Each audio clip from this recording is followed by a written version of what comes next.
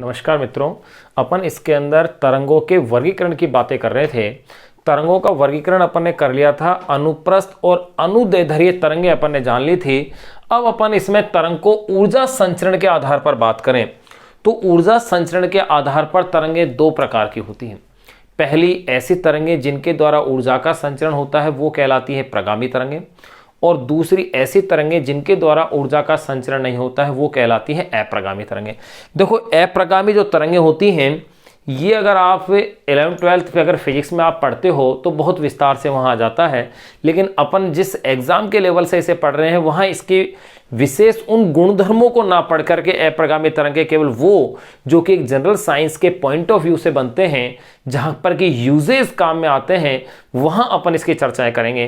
नहीं तो अप्रगामी तरंगों की बहुत सारी विशेषताएं हैं जिसके अंदर नोड, एंटी नोड, यानी कि प्रस्पंद, निस्पंद, इनके मध्य की दूरी, ये सारी बातें आती हैं। इनकी अपन बातें ना करके केवल इनकी परिभाषाएं लिख करके और कहाँ इसका कैसा और क्या एग्जाम्पल है, केवल इतनी सी अपन इसकी बातें करेंगे, क्योंकि इतना ही आपसे इसमें आपके एग्जाम के लेवल से इसमें पूछा जाएगा।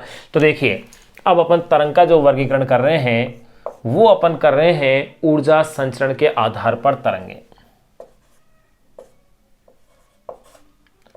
ऊर्जा संचरण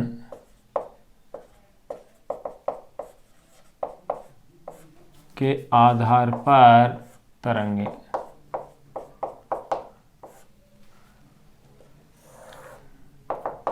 ऊर्जा संचरण के आधार पर तरंगे। तो देखो, ऊर्जा संचरण के आधार पर तरंगे दो प्रकार की है। नंबर ए प्रगामी तरंगे, प्रोग्रेसिव वेव, और नंबर बी है अप्रगामी तरंगे या स्टेशनरी वेव, अथवा इसे कहते हैं स्टैंडिंग वेव।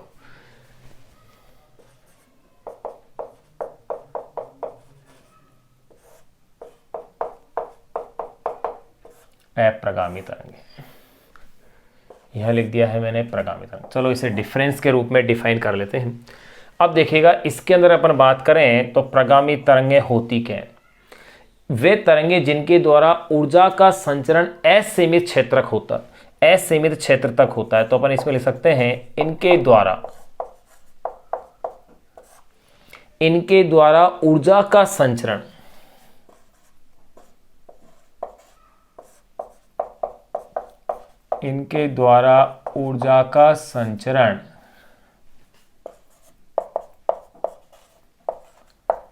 असीमित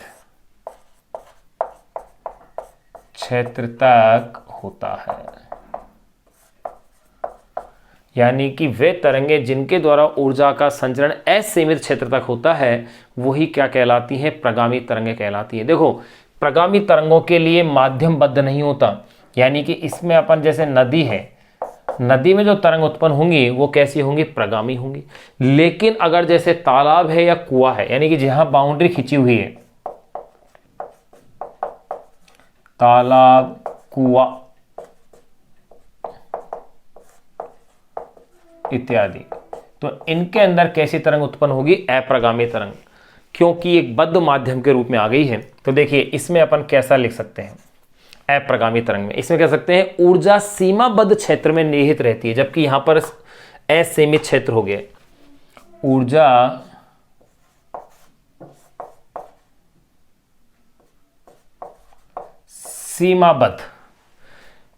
सीमाबद्ध क्षेत्र में निहित रहती है। ऊर्जा सीमाबद्ध क्षेत्र में निहित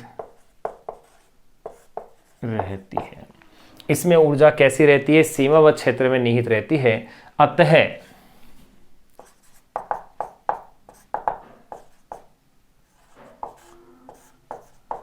अतः ऊर्जा का संचरण नहीं होता।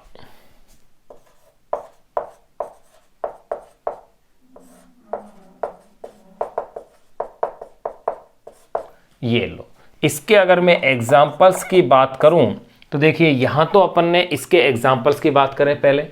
इसका जो एग्जाम्पल्स होगा वो एग्जाम्पल्स है वायु में ध्वनि तरंग और प्रकाश तरंग।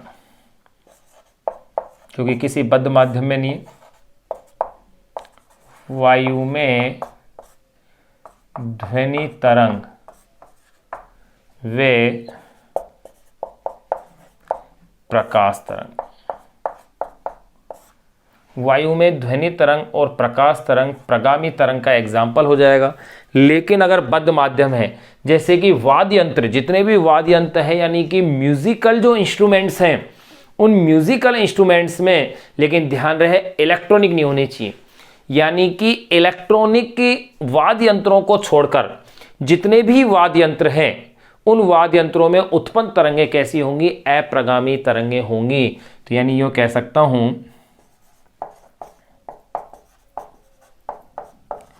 इलेक्ट्रॉनिक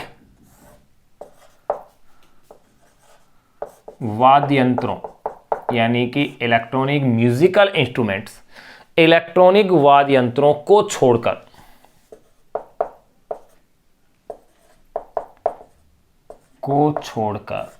इलेक्ट्रॉनिक वाद्य यंत्रों को छोड़कर सभी वाद्य यंत्रों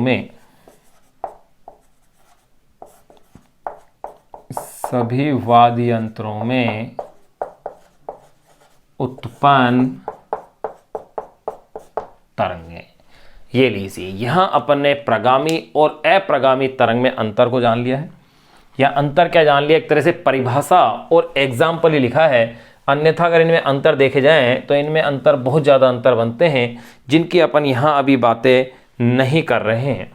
क्योंकि अगर उनको यहाँ अगर अपन ने डिस्कस किया तो फिर ये टॉपिक काफ़ी ज़्यादा बड़ा हो जाएगा। तो हाँ, अपन यहाँ पर उस लेवल की इसमें बातें नहीं कर रहे हैं। यहाँ अपन केवल अपने रीट लेवल एग्ज़ाम 2 के अकॉर्डिंग जो पॉइंट्स हैं, केवल उन्हीं का अपन अनुसरण करेंगे। कौन कौन से पॉइंट्स हैं जिनमें से क्वेश्चंस आ जाते हैं, देखिएगा क्या क्या टॉपिक्स हैं।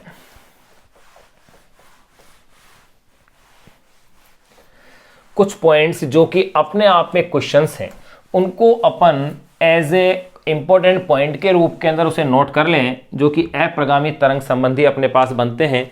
देखिएगा कैसे एक एक पॉइंट एक एक क्वेश्चन को शो करेगा। जैसे तार आधारित जो म्यूजिकल इंस्ट्रूमेंट्स हैं, तार आधारित जिनमें वायर लगे हुए हैं, तार आधारित म्यूजिकल इंस्ट्रूमेंट्स, यानी कि जो वाद्य यंत्र हैं, तार आधारित म्यूजिकल इंस्ट्रूमेंट्स, जैसे सितार, गिटार, वीणा। इसके एग्जाम्पल लिख सकते हैं अपन, सितार, गिटार, वीणा, सोनोमीटर,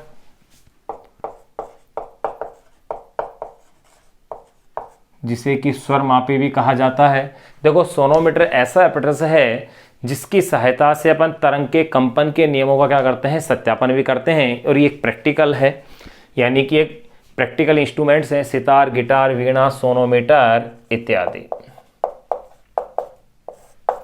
तार आधारित म्यूजिकल इंस्ट्रूमेंट्स में अनुप्रस्थ अप्रगामी तरंगें बनती हैं। ध्यान रखना, में अनुप्रस्थ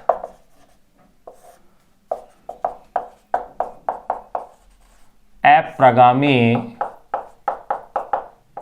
तरंगें बनती हैं। यहां ध्यान रखना कि तार जिन इंस्ट्रूमेंट्स में लगे हुए हैं, उनमें जो तरंगें बनती हैं वो सदैव अनुप्रस्थ अप्रगामी तरंगें ही बनती हैं। तो एक क्वेश्चन ये आ गया, एक जो अच्छा क्वेश्चन बन जाता है। सेकंड, किसी भी वाद्य यंत्र से स्रोत तक पहुंचने वाली तरंगें, किसी भी वाद्य यंत्र से, यानी कि म्यूजिकल इंस्ट्रूमेंट से, किसी भी वाद्य यंत्र से श्रोता तक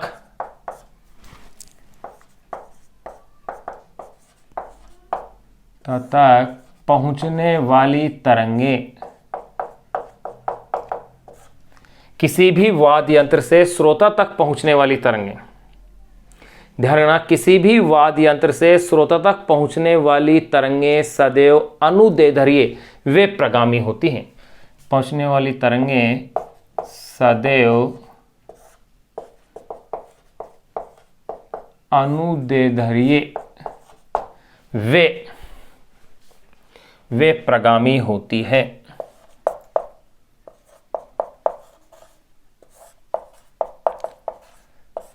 IAS RS जैसे एग्जामों में इस तरह का क्वेश्चन पूछा हुआ है पहले भी, और ये आप अपने पास इस कॉन्सेप्ट को क्लियर कर लें कि किसी भी वाद्य यंत्र से जो तरंग उत्पन्न होती हैं, जो तार वाले इंस्ट्रूमेंट्स हैं उनसे अनुप्रस्थ अप्रगामी तरंग बनती है, लेकिन वाद्य यंत्र से श्रोता तक जब तरंग पहुंचती है तो वो सदैव कैसी होती है, अनुदैर्ध्य होती है, और कैसी होती है, प्रगामी होती है। ये विशेष आपको ध्यान रखना है। देखो कैसे, जैसे अपन एग्जाम्पल के तौर पर लिख लें,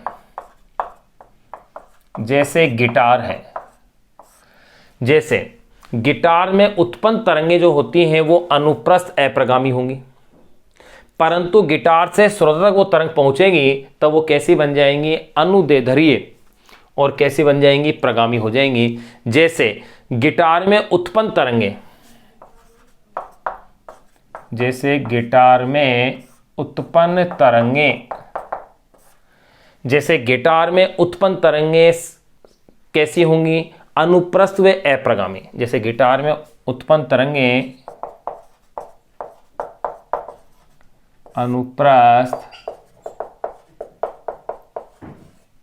वे अप्रगामी होंगी। जैसे गिटार में उत्पन्न तरंगें तो कैसी होंगी, अनुप्रस्थ वे अप्रगामी होंगी, परंतु गिटार से श्रोता तक,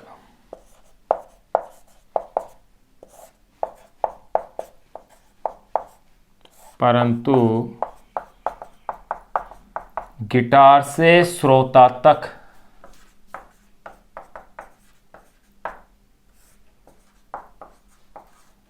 पहुंचने वाली तरंगें, परंतु गिटार से श्रोता तक पहुंचने वाली तरंगें अनुदैर्ध्य अप्रगामी होती है, यानी चेंज हो गई, अनुदैर्ध्य अप्रगामी होती है। तरंगें, सॉरी क्या कह दिया इसको, देखो तार आधारित यानी म्यूजिकल इंस्ट्रूमेंट्स गिटार विटार में अनुप्रस्थ अप्रगामी तरंगें बनती हैं, ये तो सही है। किसी भी वाद्य यंत्र से श्रोता तक पहुंचने वाली तरंगें सदैव अनुदैर्ध्य वे प्रगामी होती है, बस ये ध्यान रखना, ये प्रगामी होती है। जैसे गिटार में उत्पन्न तरंगें तो अनुप्रस्थ और अप्रगामी होंगी, परंतु गिटार से श्रोता तक पहुंचने वाली तरंगें अनुदैर्ध्य वे प्रगामी होंगी, यानी कि जस्ट क्या हो गया, ये ऑपोजिट होगी। अनुदैर्ध्य वे प्रगामी तरंग के रूप में क्या होंगी, ये बदल जाएंगी। इसी प्रकार मैं यह कह सकता हूं, इसी प्रकार बांसुरी का भी एग्जाम्पल ले सकते हैं। बांसुरी से भी जो तरंग उत्पन्न होंगी और जो श्रोता तक तरंग पहुंचेंगी उसमें क्या होगा, परिवर्तन आएगा। अब एक अपन यहां पर नोट लगा के एक पॉइंट लिख सकते हैं, जैसे गिटार का एग्जाम्पल है वैसे बांसुरी का भी ले सकते हैं।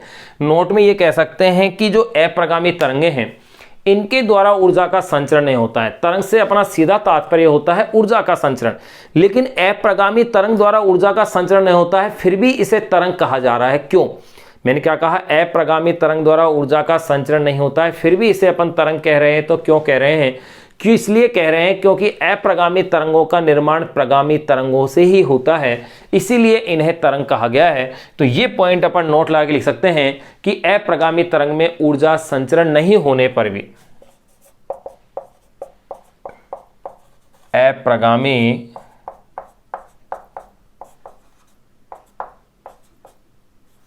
तरंग में ऊर्जा संचरण न होने पर भी, अप्रगामी तरंग में ऊर्जा संचरण न होने पर भी इसे तरंग कहते हैं।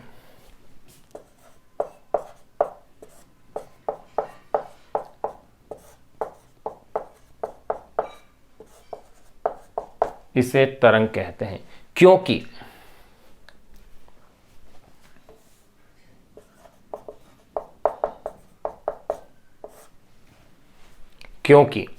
अप्रगामी तरंगों की उत्पत्ति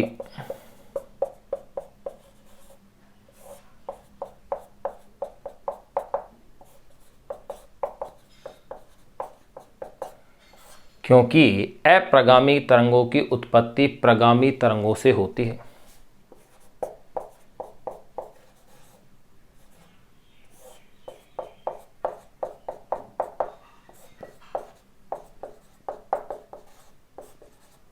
ये लीजिए, यहां अपन ने जान लिया है ऊर्जा संचरण के आधार पर तरंगे। नेक्स्ट लेक्चर में अपन जानेंगे विमा के आधार पर तरंगे, यानी 1D 2D और 3D जो तरंगे होती हैं। जिस प्रकार गति के प्रकार है, एक विमीय गति, द्विविमीय, त्रिविमीय गति, उसी प्रकार तरंग के प्रकार पढ़ेंगे, एक विमीय तरंग, द्विविमीय तरंग और त्रिविमीय तरंग। Thank you.